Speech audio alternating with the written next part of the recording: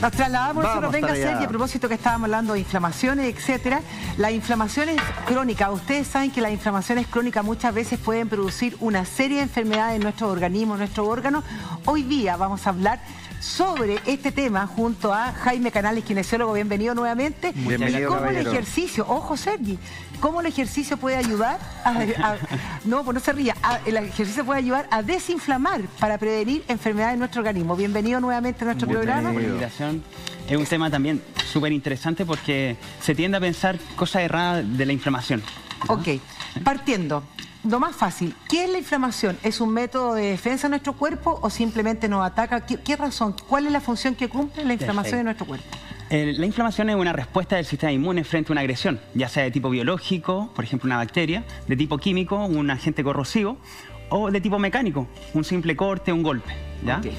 Este proceso va a comenzar con un proceso inflamatorio, pero va a tender a la reparación y regeneración del tejido. Entonces debemos entender la inflamación como un proceso necesario, biológico, del cuerpo. Exacto, biológico, que nos ha permitido la sobrevida evolutivamente.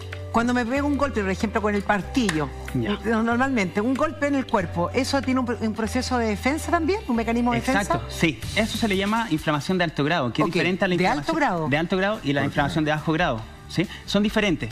Y aquí vamos a hablar cuál es la que se produce normalmente y la cual es la disfuncional. La inflamación de alto grado es la aguda, ya la que siempre hemos vivido, nos guinzamos el pie, ¿cierto? Tiene características locales de tipo agudo, aumenta el dolor, ¿cierto? Hay aumento de dolor, hay aumento del volumen. El volumen, por enrojecimiento, sobre todo, claro. La temperatura aumenta. Aumenta la temperatura y también puede provocar alteraciones funcionales, pérdida del movimiento por este cuadro. En cambio, la inflamación de bajo grado es de tipo crónico. ¿Que sería cuál, por ejemplo? Por ejemplo, ahí después vamos a ver los mecanismos, ¿ya? Pero es de tipo crónico, ¿ya? Es más sistémica, es menos específica. Se asocia siempre a tejidos o órganos insulino dependientes, como el hígado, tejido adiposo, el músculo. ¿Ya?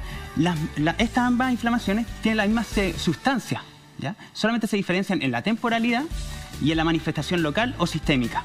O sea que la diabetes sería esa crónica que la estás llamando. Lo más probable, la resistencia a la insulina. La resistencia a la insulina. Un proceso inflamatorio, sí. Perfecto. De todas maneras. Podemos graficar también los mecanismos, porque también son súper interesantes estos mecanismos. ¿Ya? Se escriben en la literatura varios mecanismos, entre ellos, no sé si tiene una pizarra para... Sí, claro. ¿Sí? Pizarra, por favor. Necesitamos una pizarra y 2 plumones, porfa, nos va a explicar. Ya, entonces tenemos la aguda y la otra que nos va a permitir el golpe. O sea, siempre la inflamación nos avisa que debemos hacer reposo, tenemos que parar un poquito. Que tenemos que tener atención. ¿Ya? O sea, y que ahí va a activarse el sistema inmune, porque es una respuesta del sistema inmune. Para atacar ciertos agentes que nos van a agredir de cierta forma y para llevarlo a la reparación. Ok, aquí tiene la pizarra, don Jaime. La pizarra toda suya. Toda es de usted. Entonces, Venga, ¿qué nos vas a explicar aquí ahora? El primer factor, el sedentarismo. Provoca inflamación de bajo grado. O sea, cuando estoy tumbado en el sillón viendo el programa Vivir Bien o en la cama... Lo más probable es que sí. Y te lo voy a explicar por qué también tiene que ver con un proceso evolutivo. ¿Ya? El genoma humano, la estructura humana evolucionó a través del movimiento. Entonces varias estructuras se adaptaron a lo largo de la historia evolutiva. ¿Ya? Entonces, pero mira, no es menos lo que tú estás diciendo, el sedentarismo produce inflamación. Sí. Para tomar conciencia. Y cambia muchas estructuras. Una de las más importantes va a ser la disminución de esta estructura proteica, la mitocondria, ¿ya? ¿Te va cambiando la estructura del sedentarismo? El sedentarismo va disminuyendo la masa mitocondrial. Y la mitocondria es un organelo súper importante porque es la matriz de producción de energía. Y como cualquier motor, por ejemplo un auto, cada vez que está consumiendo benzina, emite ciertas sustancias contaminantes. Lo mismo pasa en la mitocondria, emite radicales libres. Entonces si tenemos menos mitocondria, menos tamaño, mayor oxidación. Y esta oxidación va a llevar a inflamación.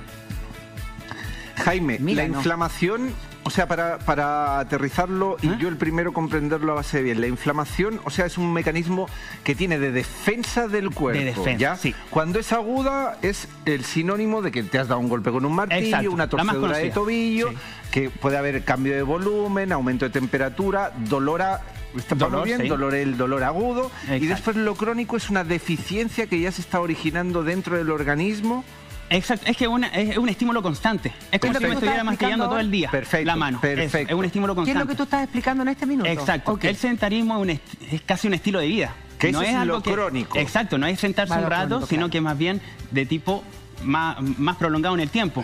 El otro factor que es importante y que ya está escrito en la literatura, es la cantidad de grasa. Esto también tiene que ver con el tema evolutivo. Grasa dañina, me imagino. Grasa en términos generales. Mira, te lo voy a explicar.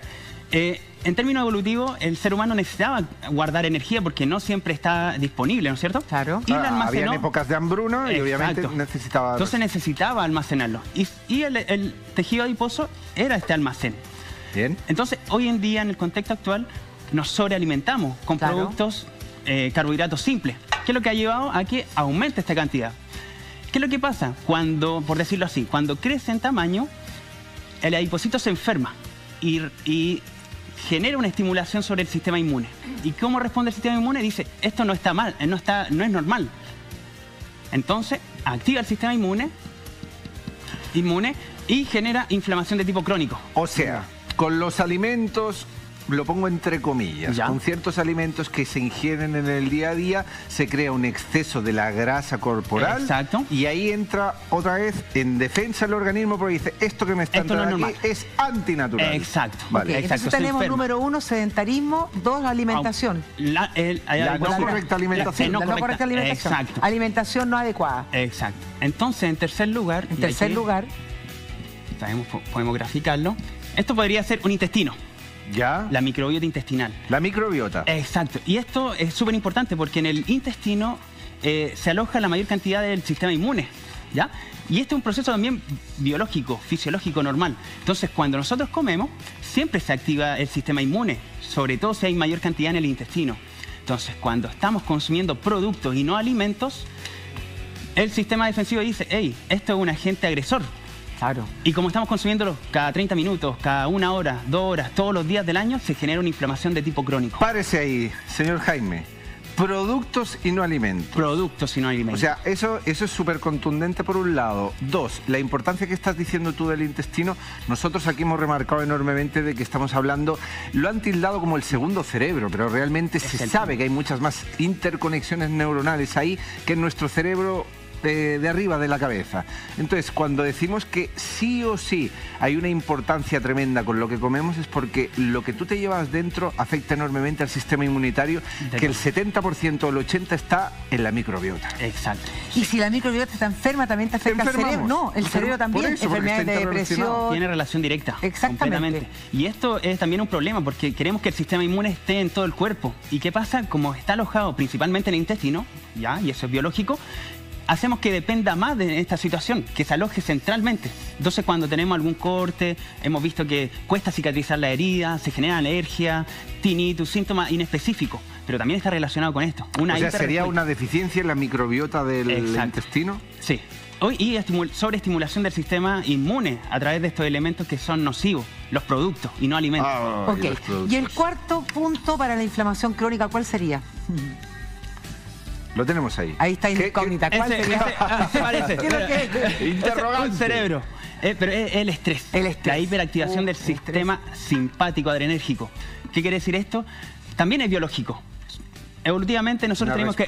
Exacto, teníamos que arrancar, luchar. ¿Y qué es lo que hacía el sistema nervioso? Se conectaba con el sistema inmune para decir, hey, si es que en algún momento nos atacan, nos dañan, tenemos que reparar rápidamente. Nos permite salvarnos. Exacto, la sobrevida. Ese es el estrés bueno, en el fondo. Estrés fisiológico. La huida o la lucha. Exacto, el estrés fisiológico. Eso es lo normal. Entonces activa el sistema inmune, siempre.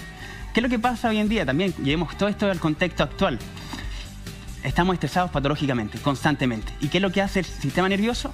Estimula constantemente el sistema inmune y el sistema inmune dice, hey, algo está pasando, provoca inflamación.